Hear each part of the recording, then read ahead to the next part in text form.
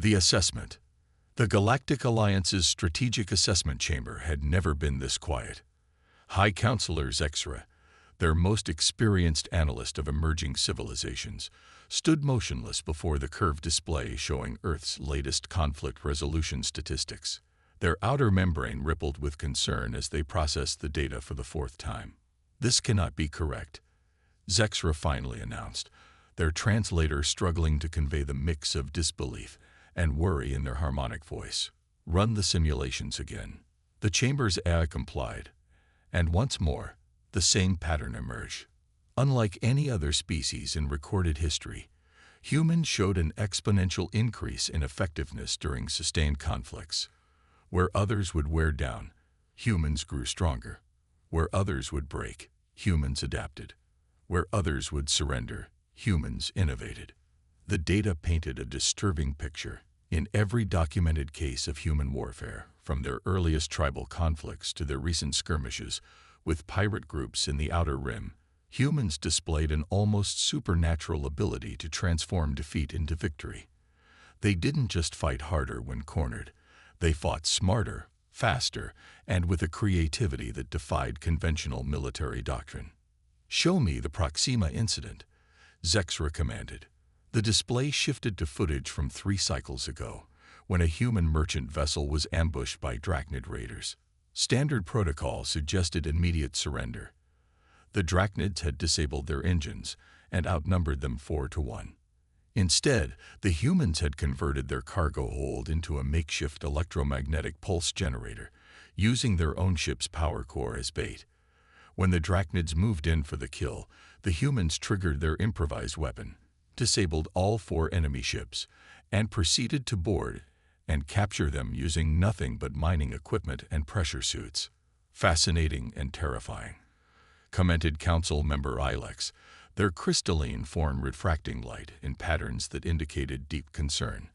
"But surely this is an isolated incident." Zexra's membrane darkened.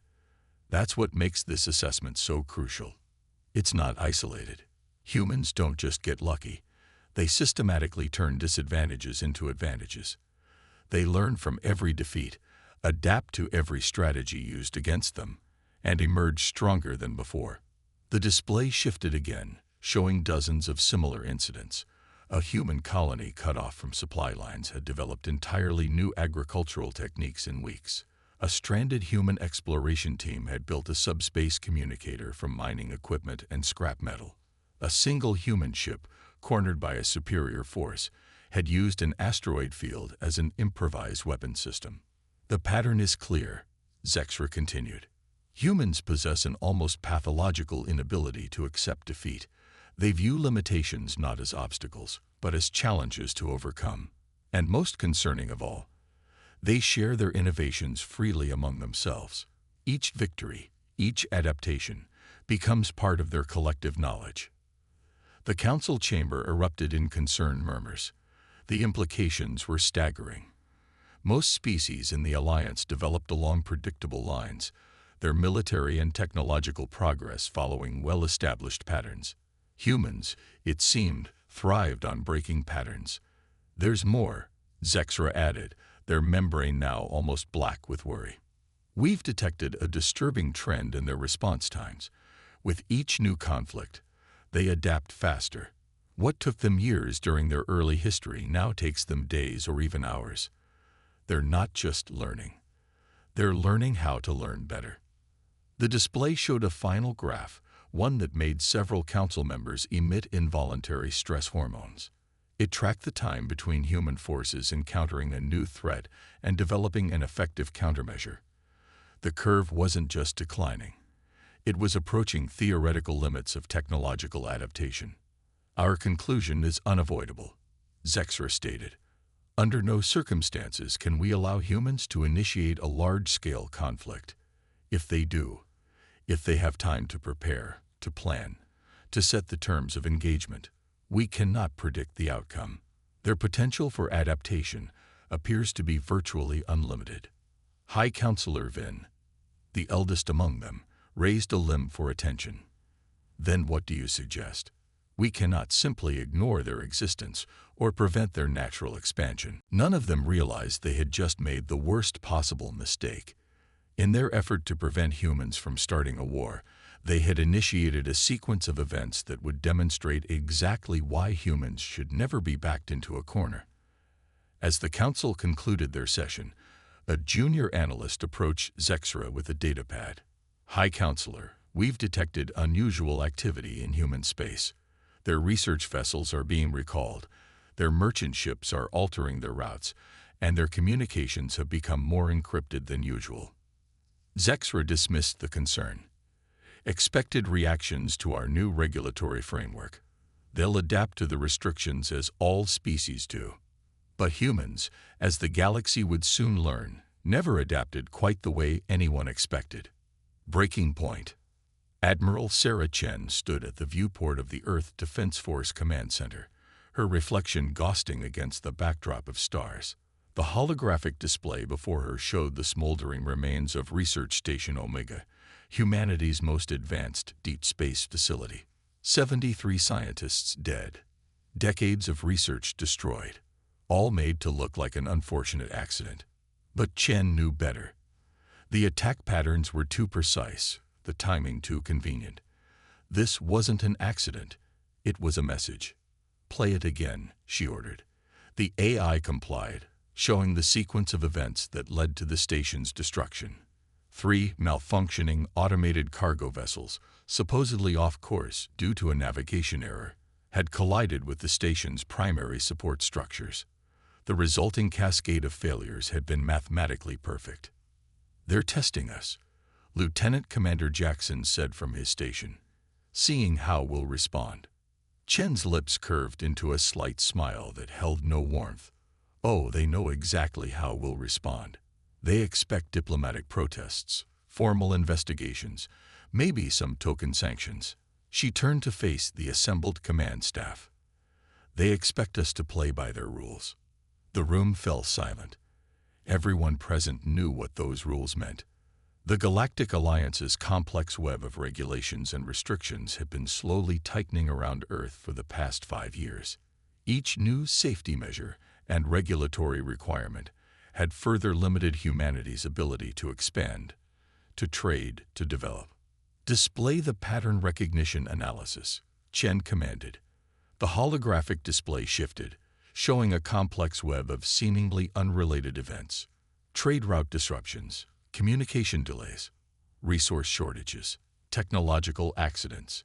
Each incident minor enough to be dismissed as unfortunate, but natural occurrence. "The Alliance thinks they're being subtle," Chen continued.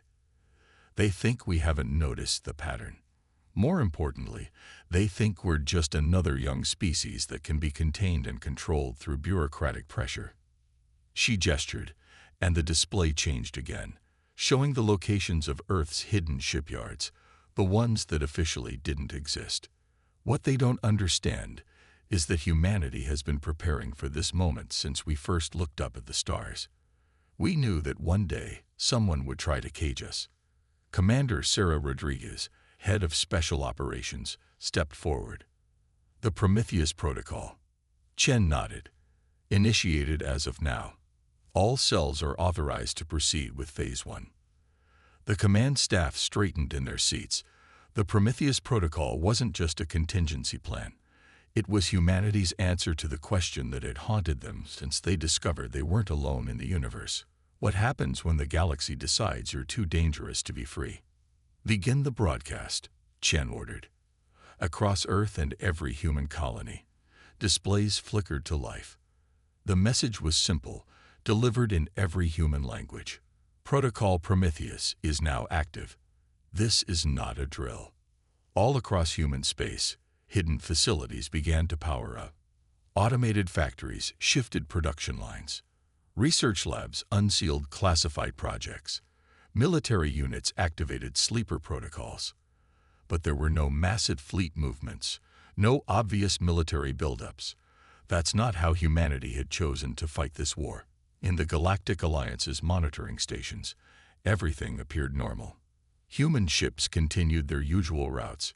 Human colonies maintained their regular communication patterns. Human trading posts conducted business as usual. The Alliance's observers noted with satisfaction that humanity was responding to the tragic accident with admirable restraint. They didn't notice the quantum encrypted transmissions hidden in routine communications. They didn't detect the nanoscale manufacturing modules being distributed through regular cargo shipments. They didn't realize that every human ship, every human station, every human colony was quietly preparing for a type of warfare the galaxy had never seen. How long until they realize? Rodriguez asked. Chen studied the tactical display, watching the pieces move into place. They won't. Not until it's too late. They expect us to fight the way they do, with fleets and armies and obvious shows of force. They don't understand that humanity's greatest weapon has always been our ability to change the rules of engagement. The command staff watched as the first phase of the Prometheus Protocol unfolded. Across the galaxy, human operators began executing their long-prepared roles. Some were deep cover agents in Alliance facilities. Others were seemingly ordinary merchants with access to crucial supply chains. Many were scientists and engineers who had spent years studying Alliance technology, finding its weaknesses, developing countermeasures. What about the civilian casualties at Omega Station? Jackson asked quietly. Chen's expression hardened. We'll remember them. Every single one. And we'll make sure the galaxy never forgets why you don't push humanity into starting a war. She turned to face her staff. Because once we start, we don't fight to win battles. We fight to ensure that no one will ever try this again. In the depths of space, humanity's response was taking shape, not with grand fleets or obvious military maneuvers, but with thousands of small, carefully coordinated actions, each one insignificant on its own, but together forming a web that would fundamentally change the balance of power in the galaxy. The Alliance had worried about humans starting a war. They were about to learn why they should have worried more about humans finishing one. The Silent Storm. The Galactic Alliance's central defense grid went dark at exactly 3:27 Universal Standard Time. There was no warning, no alarm, no sign of attack. The most sophisticated security network in known space simply stopped. In the Alliance's Emergency Command Center, High Commander Vextral's crystalline form pulsed with agitation. How is this possible? The system is isolated, hardened against every known form of interference. His subordinates worked frantically at their stations, trying to understand what was happening. The truth, when it emerged, was both simple and terrifying. Every security protocol, every firewall, every defense mechanism had been functioning perfectly. They had simply been convinced by their own programming that they should shut down. It's like the system decided to turn itself off. One technician reported, mandibles clicking in confusion. But that's impossible. The coding architecture doesn't allow for. The technician never finished his sentence. Across the facility, every screen suddenly displayed the same message.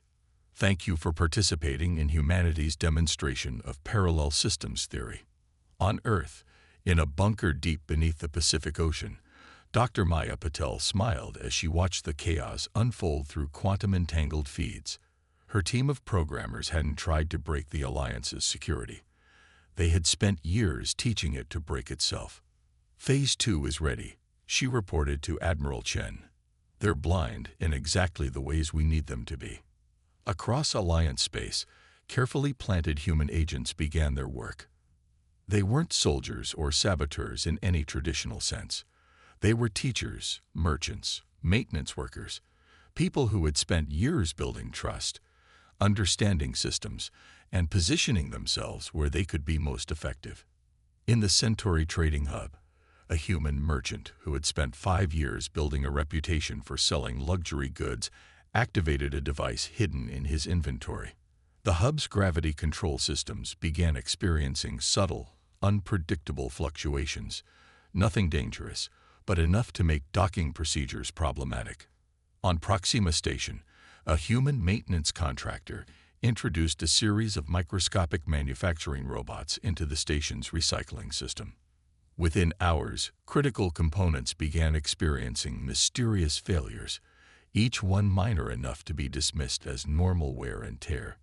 In the Alliance's prestigious technical academy, a human professor who had been teaching atmospheric engineering for 3 years released a specially designed virus into the academic network. It didn't destroy data. It simply introduced subtle errors into technical calculations, errors that would compound over time. None of these actions were obviously hostile. None could be traced back to Earth. Each one appeared to be an isolated incident, a minor malfunction, a random quirk of technology. But together, they formed a pattern that was slowly paralyzing the Alliance's ability to function. "I don't understand," High Counselor Zexra admitted during an emergency session. "The humans appear to be doing nothing in response to our adjustments to their status. Yet everything is falling apart." An aide approached with another report. 3 more shipping lanes had experienced navigational anomalies. 2 major trading posts were reporting inventory discrepancies. A dozen military vessels were experiencing unexplained equipment failures. "Perhaps," suggested another council member, "we should consider easing some of the restrictions on human." The suggestion was cut short as the chamber's environmental systems suddenly shifted, making the atmosphere slightly uncomfortable for everyone present. Not dangerous, just annoying enough to make concentration difficult. Meanwhile, in human space, preparation for the next phase continued. The Alliance had expected humanity to respond with brute force, with obvious military action. They hadn't understood that humans had long since moved beyond such primitive approaches to warfare. In research facilities across Earth and its colonies, scientists were perfecting new technologies that defied conventional understanding. They weren't developing better weapons, they were developing better ways to make existing technology unreliable for everyone except humans. Admiral Chen reviewed the progress reports with satisfaction. The Alliance's mighty fleets remained intact, their weapons fully operational, but their ability to coordinate, to navigate, to function as a coherent force was being systematically undermined. "They still think this is about military power," she remarked to her staff. "They don't understand that we're not fighting their ships or their soldiers. We're fighting their assumption that they can control us through rules and regulations." In orbit around Earth, a new type of vessel was taking shape in the hidden shipyards. It wasn't a warship in any conventional sense. Its purpose wasn't to destroy enemy vessels, but to introduce chaos into their operating systems. It carried no weapons, because its very existence was a weapon. A demonstration that humanity's understanding of physics and technology had already moved far beyond what the Alliance thought possible. "Final status report on Operation Butterfly," Chen requested. Dr. Patel's voice came through the quantum link. "All systems are in place. The chaos cascade will reach critical mass in approximately 72 hours. After that, the only systems that will function reliably in Alliance space will be the ones we want to function." Chen nodded. The Alliance had tried to cage humanity through bureaucracy and regulation. They were about to learn that humans had turned their own systems against them, creating a storm of technological chaos that only humanity knew how to navigate. The real war hadn't even started yet. This was just humanity showing the galaxy why trying to control them had been the worst possible mistake. Adaptation. The Alliance War Council convened in their emergency bunker, forced to use physical presence rather than their usual holographic communications. The room's atmosphere was tense, filled with the biochemical markers of multiple species experiencing stress. Supreme Commander Tixlen's exoskeleton clicked nervously as they delivered their report. "It's not just our technology failing. The humans, they're using our own systems in ways we never imagined possible." The display showed footage from across Alliance space. Human ships were moving through supposedly impenetrable defense grids as if they didn't exist. Human traders were somehow executing transactions that should have been impossible under the regulatory frameworks. Human colonies were thriving despite being cut off from official supply lines. "They're not breaking our rules," one analyst noted, their phosphorescent tendrils dimming with worry. "They're redefining them." In deep space, the Alliance's premier battle fleet hung motionless. Their weapons were fully functional, their crews ready for combat. But their targeting systems couldn't distinguish friend from foe. Their navigation computers showed different coordinates for the same location.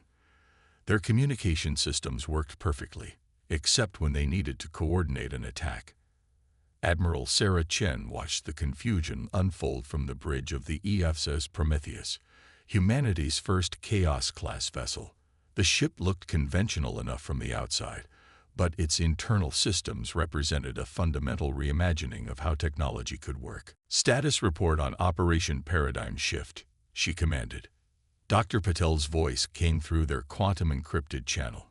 "Phase 3 is exceeding expectations. The Alliance's attempt to adapt to our system's chaos has created exactly the cognitive dissonance we were hoping for. They're trying to understand what's happening using their existing frameworks of warfare and technology." Chen smiled. "And that's exactly why they'll fail." Across Alliance space, the carefully orchestrated chaos was having an unexpected effect. Species that had relied on rigid hierarchies and strict protocols for millennia were being forced to adapt, to think creatively, to innovate. Some were rising to the challenge. Most were paralyzed by the fundamental shift in how their universe worked. In the Orion sector, an Alliance commander made the mistake of trying to engage a human settlement using conventional military tactics.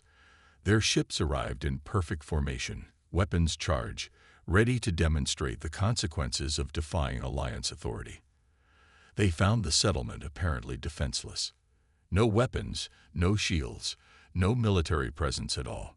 Just as they moved to establish orbital dominance, their ship's environmental systems began creating atmospheres perfect for human comfort and increasingly uncomfortable for their own crews. "That's the problem with thinking in terms of traditional warfare," Chen explained to her staff. "The Alliance assumes that combat is about destroying your enemy's capability to fight. We learned long ago that it's far more effective to simply change the conditions under which they have to fight." The Alliance War Council was beginning to understand the true nature of their predicament. Every adaptation they made, every countermeasure they developed, seemed to play directly into humanity's hands. It was as if humans had spent years preparing not just for this conflict, but for every possible way the Alliance might respond to it. "They're not just fighting us," High Counselor Zexra realized with growing horror. "They're teaching us, forcing us to evolve." But why? The answer came in the form of a transmission that bypassed all Alliance security protocols, appearing simultaneously on every functioning display in Alliance space. It showed Admiral Chen standing calmly on her bridge. "Your mistake," she explained, "wasn't in trying to contain humanity. Your mistake was in assuming that containment was possible. We've spent our entire history adapting, evolving, finding ways to turn limitations into advantages. When you tried to cage us with regulations and restrictions, you gave us exactly what we needed. A framework to prove that every system can be transformed, every rule can be redefined, every limitation can become a stepping stone to something new." She paused, letting her words sink in. "We could have responded with conventional warfare. We could have built bigger ships, stronger weapons, larger fleets. But that would have simply perpetuated the cycle of military escalation. Instead, we chose to demonstrate why such thinking is obsolete." Across Alliance space, the chaos was reaching its peak. But something unexpected was happening. Species that had been enemies for millennia were being forced to cooperate to deal with the unpredictability. Rigid hierarchies were giving way to more flexible, adaptive organizational structures. The varied framework of galactic civilization was being transformed. "You see," Chen continued, "humanity's greatest strength isn't our ability to fight. It's our ability to change the context in which fighting occurs. You tried to force us to play by your rules. Instead, we showed you why rules must evolve." The Alliance War Council sat in stunned silence as they finally understood. Humanity hadn't just adapted to overcome their restrictions. They had turned the entire concept of restriction into a tool for forcing galactic civilization to evolve. And this, they realized, was only the beginning. Never again. The Galactic Alliance's Grand Chamber had never been so crowded. Representatives from every member species packed the ancient hall, their varied forms creating a living tapestry of galactic diversity. But for the first time in the Alliance's history, the raised central platform wasn't occupied by the High Council. Instead, Admiral Sarah Chen stood there, her simple Earth Defense Force uniform a stark contrast to the ornate ceremonial garb of the alien diplomats. Behind her, the massive display showed real-time footage of Alliance space returning to normal as humanity's chaos protocols were systematically deactivated. "The terms are simple," Chen stated, her voice carrying clearly through the universal translators. "No more attempts at containment.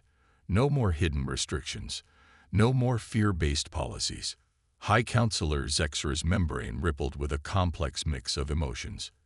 "You could have destroyed us. Our entire civilization was at your mercy. Why didn't you?" Chen's expression softened slightly. "Because destruction isn't evolution. We didn't want to end galactic civilization. We wanted to help it grow beyond the limitations you'd placed on yourselves." The display shifted, showing the unexpected consequences of humanity's chaos strategy. Trade routes that had been restricted by ancient treaties were now flowing freely, creating new economic partnerships. Species that had been traditional enemies were collaborating on solutions to shared problems. The rigid hierarchies that had defined Alliance society for millennia were being replaced by more adaptive, resilient structures. "Look at what you've achieved in just the past month," Chen continued. "When your traditional systems failed, you didn't collapse. You adapted. You innovated. You proved that you're capable of far more than you believed possible." Dr. Maya Patel stepped forward, her presence causing a stir among the Alliance's scientific community. Many had already begun studying the principles behind humanity's chaos technology. "The protocols we used weren't weapons in the traditional sense," she explained. "They were catalysts designed to create conditions that would force adaptation and growth.